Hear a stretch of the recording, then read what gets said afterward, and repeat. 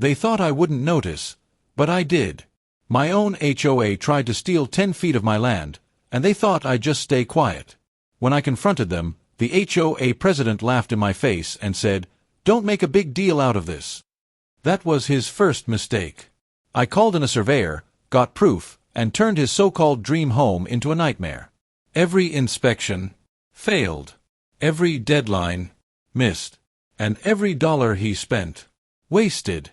Soon, the whole neighborhood turned on him, and the dream home he bragged about became nothing more than a half-finished shell, proof that greed doesn't pay. This is the story of how the HOA stole my land, and how I made sure their dream home never passed inspection. I tried to play fair at first. I brought up the issue at the next HOA meeting, but instead of apologizing, the entire board closed ranks. They claimed the survey markers must have been misplaced. They acted like I was crazy for even caring about a little strip of land.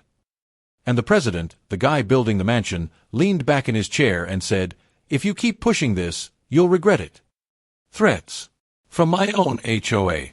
Fine. If they wanted war, they were going to get it. I hired a licensed surveyor. Within days, I had official documents proving without a doubt that the HOA's construction had crossed onto my property. I presented the paperwork at City Hall. And that's when I discovered my secret weapon, permits. Because in their rush to build this massive luxury home, the HOA president had filed permits that only worked if every inch of construction stayed within legal property lines. By stealing my 10 feet, they had broken the rules. And I knew exactly how to use that against them. The city sent out inspectors. And guess who volunteered to walk them through every single detail? Me. Suddenly, that dream home wasn't a dream anymore. It was a red tape nightmare. Electrical work failed. Plumbing setup failed. Foundation alignment failed again. Every single part of the project had to be checked twice, and every time, the inspectors saw the same problem, the property line violation.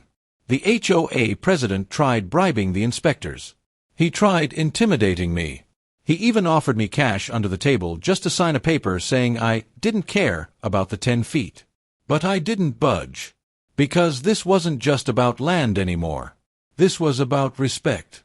Weeks dragged into months, and the dream house sat half-finished. Construction workers left. Costs skyrocketed. And whispers spread through the neighborhood. Suddenly, it wasn't me against the HOA. It was the HOA members against their own president. Why are our fees going up?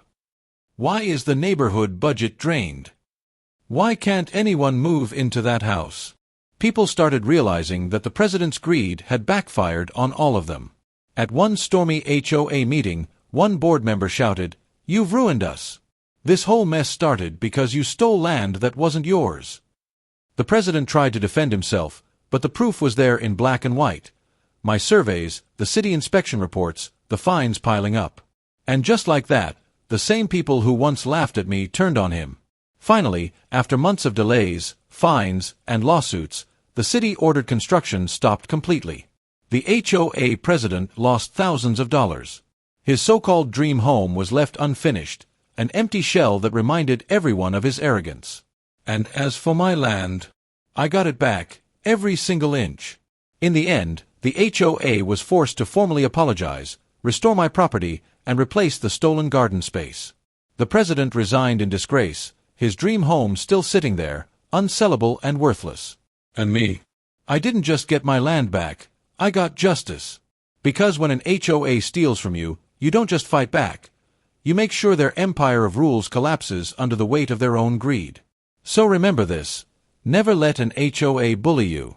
They think they have all the power, but the law, and a little creativity, can bring them crashing down. If you enjoyed this story, hit that like button, subscribe for more, and tell me in the comments, what would you have done if your HOA tried to steal 10 feet of your land?